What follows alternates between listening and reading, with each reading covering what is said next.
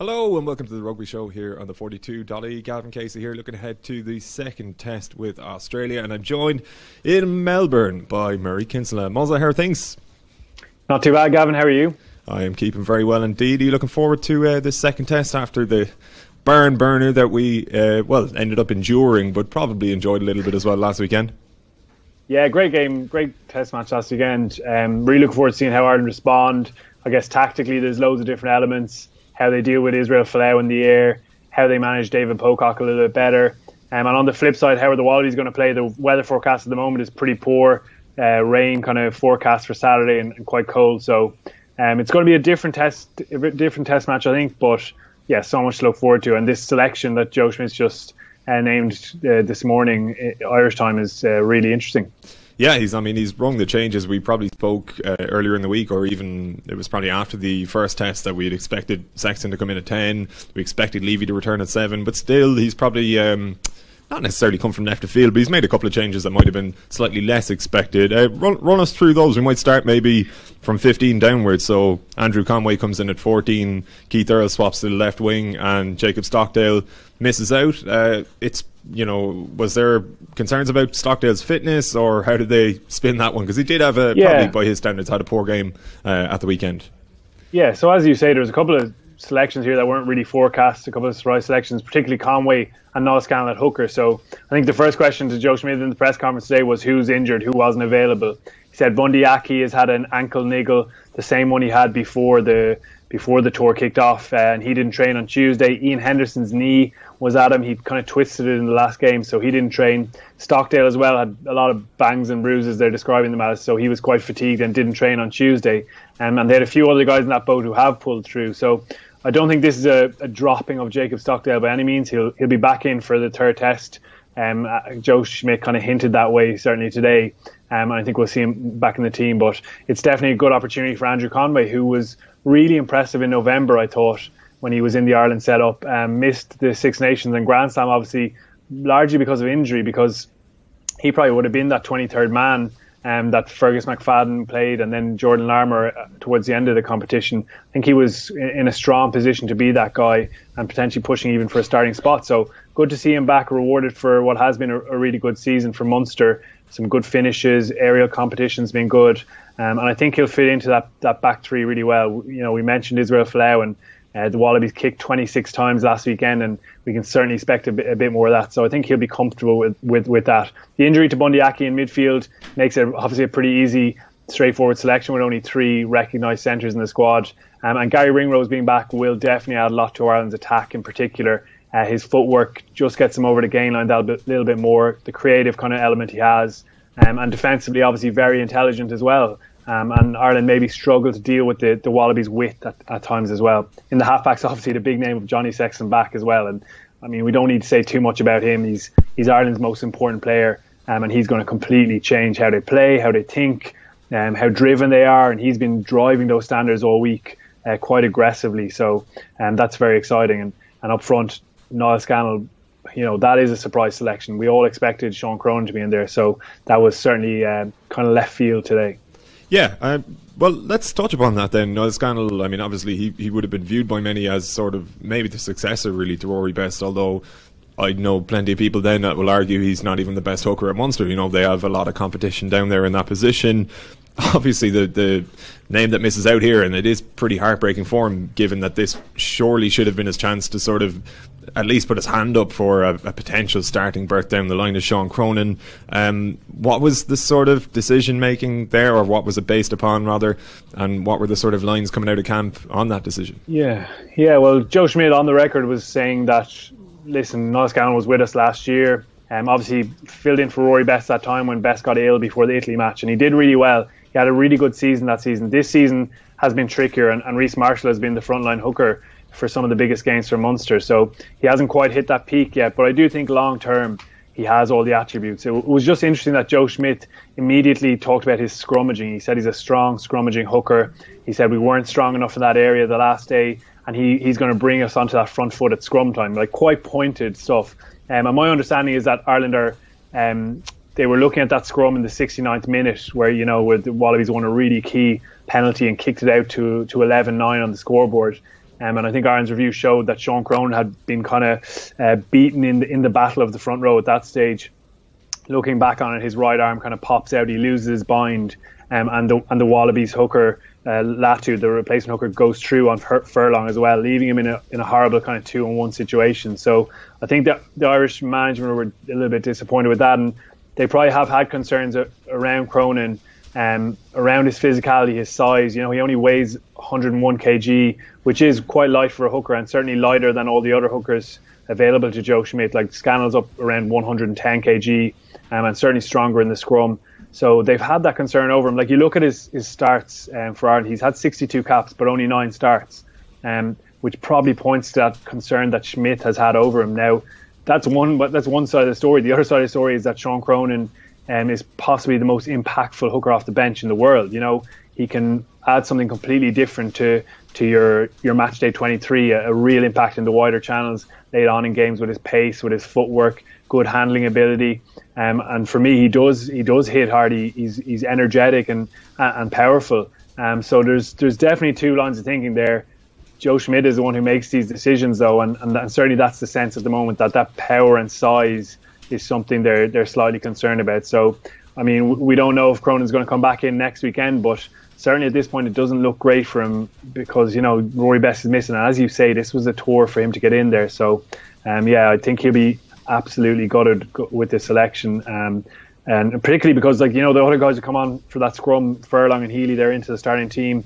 Obviously, they've proven themselves at scrum time over the years, in fairness. But, he certainly looks to be the scapegoat almost for that big penalty decision at scrum time.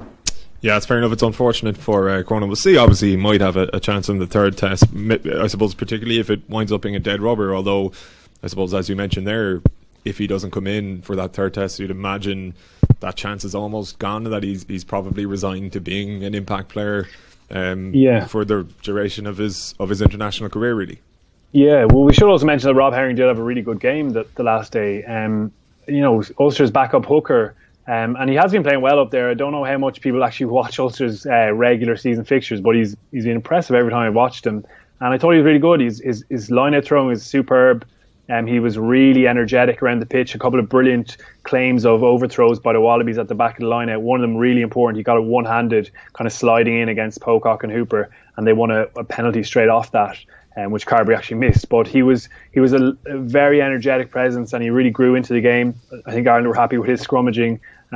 And so he's kind of been a big winner in the first week of this tour. So with him, with Scannell there, who Scannell wasn't even supposed to be in this touring squad, and now he starts a test with a huge opportunity to pretty much copper fasten a place in a World Cup squad realistically if he has a big game, and obviously Rory Best to come back. So yeah, that is a concern for Cronin, but we'll wait and see what happens there. He could come back in next week. Hopefully he gets a chance and proves a point.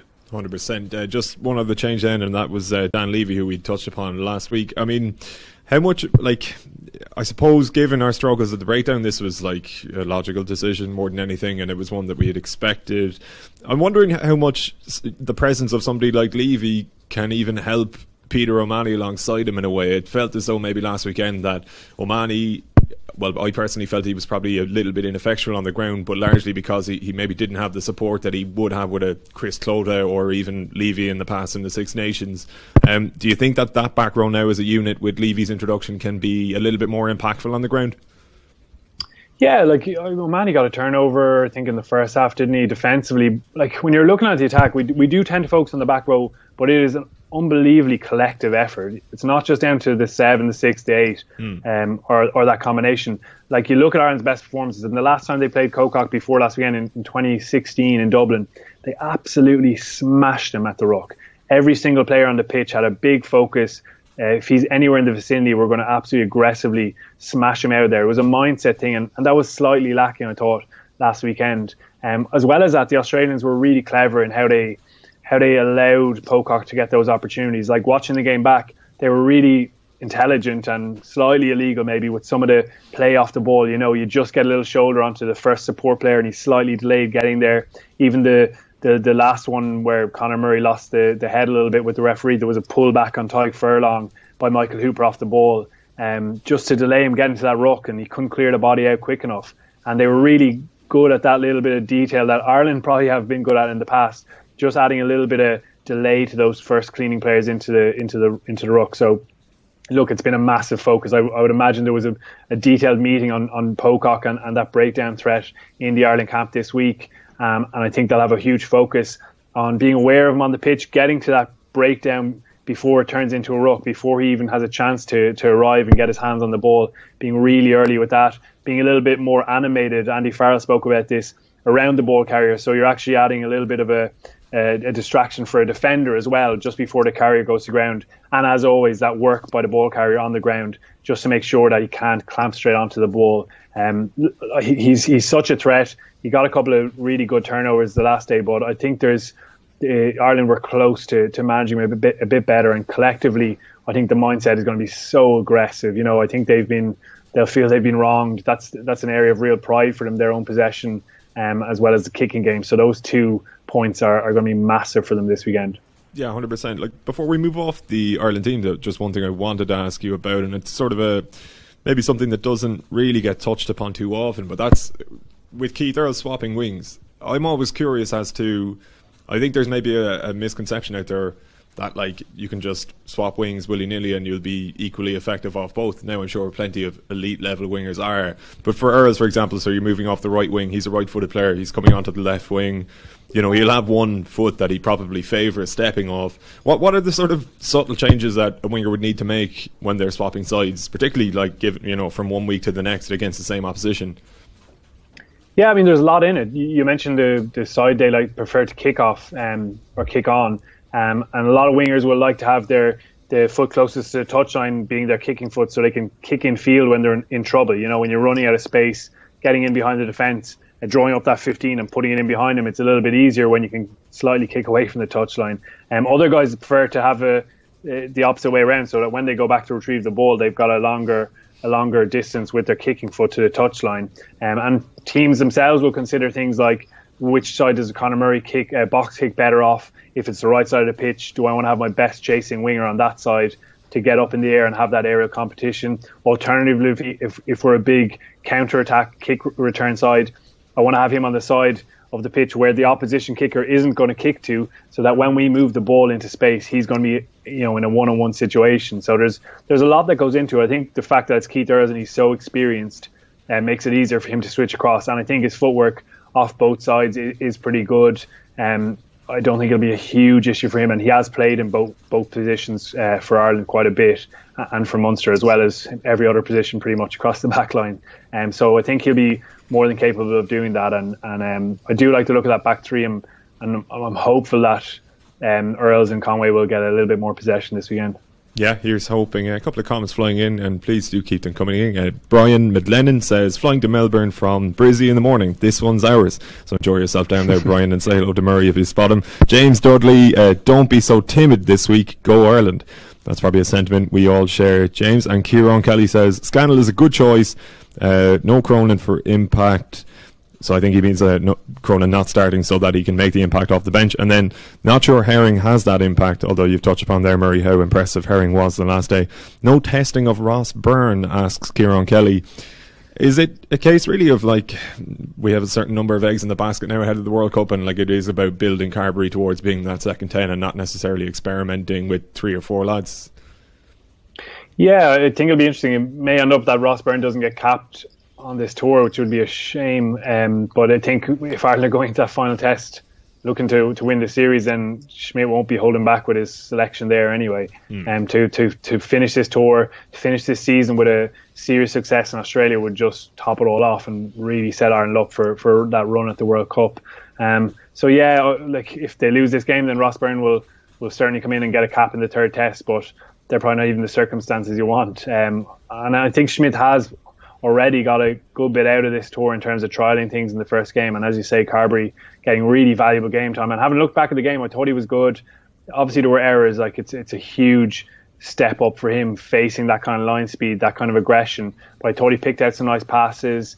I thought he had a couple of nice decisions on the ball as well, which is so important for an out half. Obviously he missed that penalty kick, which I think Schmidt was a little bit frustrated with, and as was Carbery himself. So definitely a lot to work on, and he'll have learned from being in those situations where he has to call a lot of plays on the hop and getting into the opposition 22 and trying to be calm there and direct the team. So for me, that's been a really valuable experience, even though if Johnny Sexton was on the pitch last weekend, I think we might have had a different result. Yeah, I think there's probably people who would agree with that. But as you mentioned, invaluable game time for Carberry, and it is maybe about the bigger picture as much as it is about winning a series. Looking at the Australia team, not much by way of changes, really. A couple of sort of positional reshuffles more than anything. Yeah, the two wingers have the opposite number jersey this weekend, but they actually changed that at the last stage last weekend. But it's the first time in Cheika's tenure that he's actually had an unchanged 23. Right. He claims he didn't realise that, but yeah, I think it points to the fact that they had a good performance, that he feels that was their first game of the year, which it was a week's preparation for that, and he wants to give those guys a chance to get the benefit of those combinations and having learned from a couple of errors of their own last weekend. So yeah, I think they'll be in a pretty strong and confident kind of mindset. They'll feel that they manage Ireland's threats particularly well, but also very much aware that this is a very different Ireland team. Dan Levy's raw physicality, Johnny Sexton's game management, and that combination with Murray, Gary Ringrose's footwork and his defensive intelligence. So it's definitely going to be a step up for the Wallabies, and what an exciting game ahead.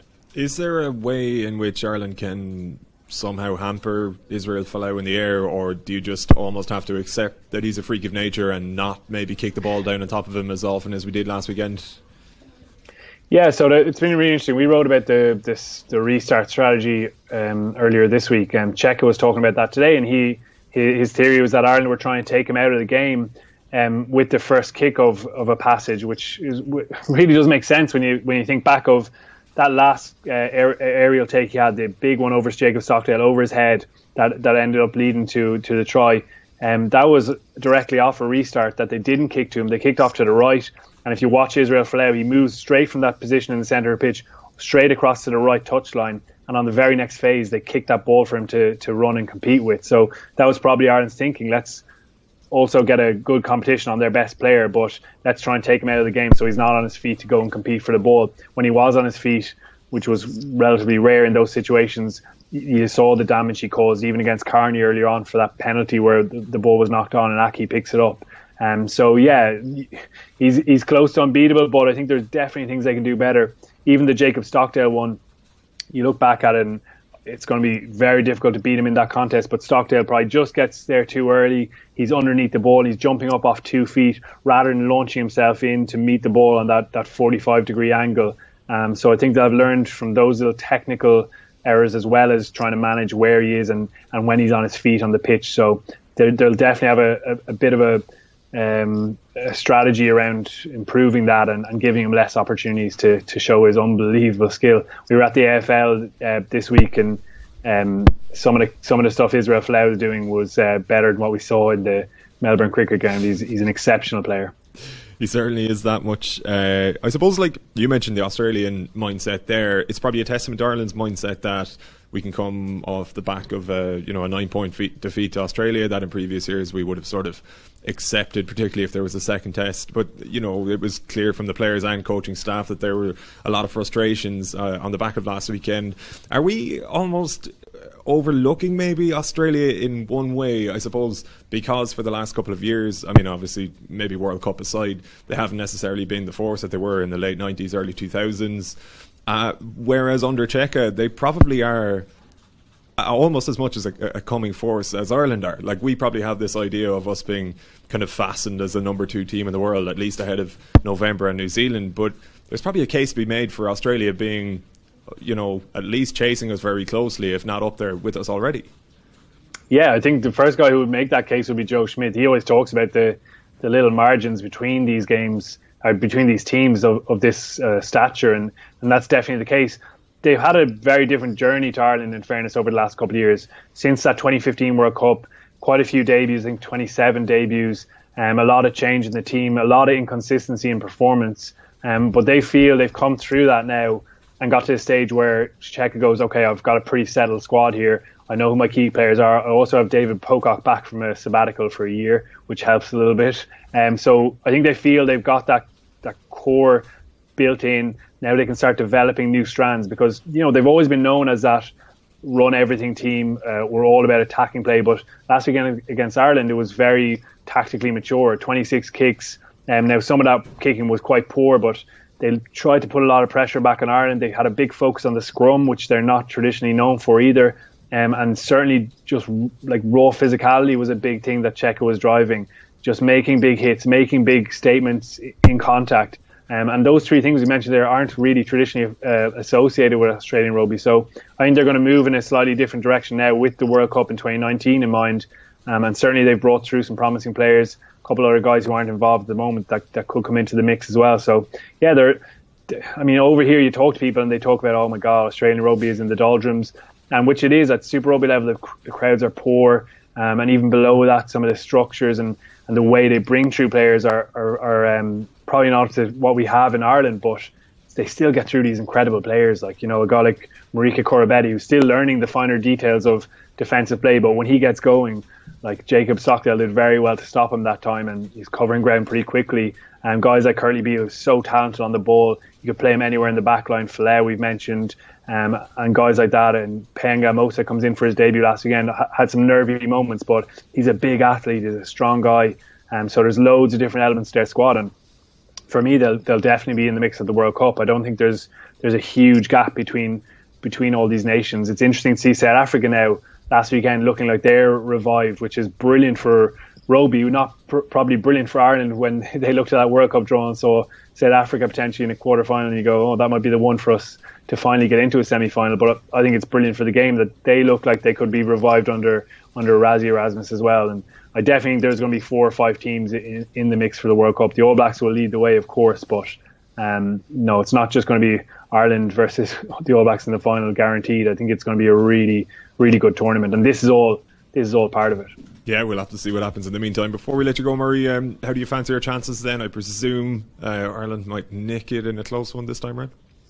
Yeah, I thought they'd win last weekend to get it going, but I'm going to go for an Ireland win again. Yeah, I think the forecast rain will help them in what is going to be, I would expect, a really ferocious performance. They chatting to all the players, you can just sense that simmering anger at having been beaten for the first time in 15 months. So I think we're going to get a big response. I think Johnny Sexton being back, for me, to form out half in World Rugby is a game changer as well. So I think Ireland will level it up and we'll go to Sydney for a decider. It's going to be really exciting. Lovely job. Looking forward to it. Cheers, Murray.